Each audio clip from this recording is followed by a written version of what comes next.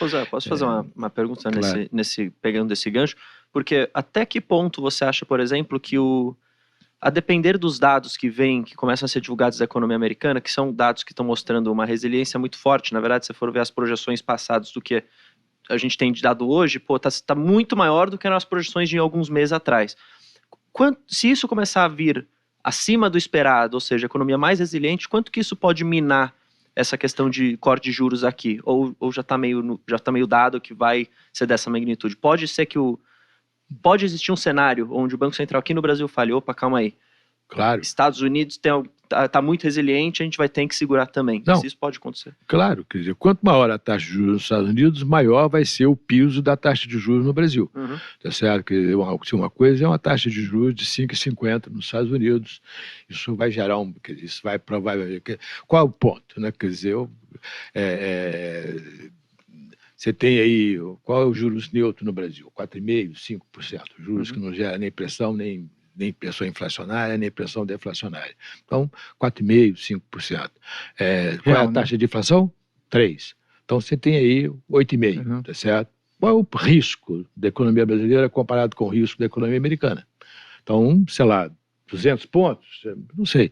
Então, isso aí te dá uma taxa de juros entre 9 e 10, tá certo? Agora, se a taxa de juros nos Estados Unidos for 6, aí já mudou completamente. Aí, 3 pontos de porcentagem de diferença entre os juros nos Estados Unidos e os juros no Brasil, você acha que é suficiente para atrair capital para a economia brasileira? Provavelmente não. Então, você não vai poder levar a taxa de juros no Brasil para 9. Você vai ter que ficar em 10, tá certo? Ou 11, sei lá. Esse vai ser um teste, né? Quer dizer, vai tentativa e erro, vai ver até onde é possível levar. Então, quer dizer, esse é um ponto importante. As taxas de juros nos Estados Unidos, no mundo desenvolvido, de modo geral, está muito alta para os padrões dos últimos 20 anos. Tá certo? Você está no nível mais alto de taxa de juros desde 2007, 2006. Então, é uma mudança importante, quer dizer, ninguém sabe se isso é de uma mudança definitiva. Provavelmente não, provavelmente... Tá mais normalizado, porque anteriormente que tava estranho, né? Uma taxa de juros muito negativa. Claramente não vai ser zero, tá certo? Esse passou, eu acho. Já era, né? Quem viu, viu. Provável. Quem viveu, viveu, acabou, tá certo? Mas também, antes da crise financeira lá, as taxas de juros nos Estados Unidos variavam de 2 a 6, mais ou menos, tá certo? Então, eu acho que pode voltar a essa normalidade, se é que vamos chamar isso de normalidade. Mas, então, a pergunta, na verdade, é dessa transição, né? Quer dizer, essa taxa de inflação vai ceder? Essa que é a grande pergunta nesse momento, tá certo? O mercado de trabalho está muito apertado, você tem uma taxa de desemprego muito baixa, taxa de desemprego de 3,8% da força de trabalho é historicamente muito baixa, ainda que a economia americana tenha realmente um desemprego baixo, mas é muito baixo para os padrões históricos, tá certo? A economia continua crescendo num nível relativamente alto, o que é forte.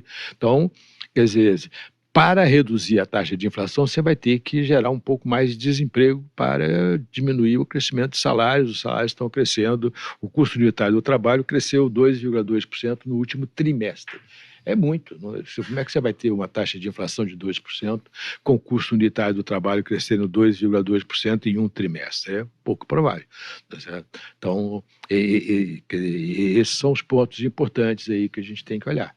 Então, eu acho que desse ponto de vista, quer dizer, a expectativa é de um aumento da taxa agora, muito provavelmente de mais um aumento da taxa de juros nos Estados Unidos para 5,75 a 5,50. E a pergunta e depois? Tá certo? A gente está sempre se perguntando o que eles vão fazer depois, tá certo? Porque tem sempre uma dúvida aí, que existe um pouco a sensação de que essas taxas estão muito altas, como o mundo se acostumou com taxas de juros excessivamente baixas durante um período de tempo muito longo, tá certo? As pessoas se planejaram para uma taxa de juros baixa. Na hora que a taxa de juros sobe muito rapidamente, mudar essa estrutura é muito difícil, né? Quer dizer, então, imagina, você tem uma dívida enorme, o governo americano tem uma dívida próxima a 120% do PIB, com uma taxa de juros de 6%, o custo da dívida se torna extremamente difícil de pagar.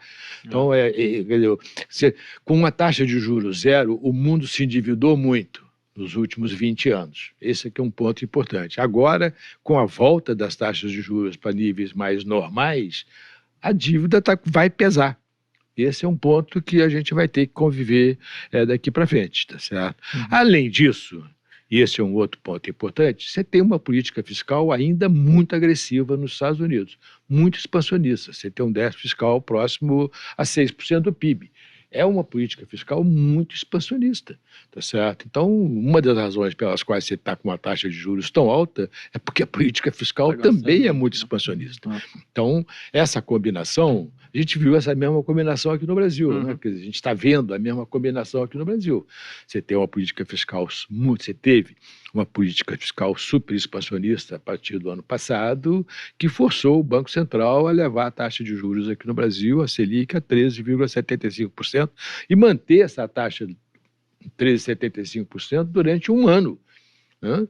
Nos Estados Unidos é a mesma coisa, com essa política fiscal, aí não só você está aumentando, porque a taxa de juros tem que ser mais alta, como ela vai ter que ser mantida mais alta durante mais tempo. Tá certo? Como aconteceu aqui no Brasil.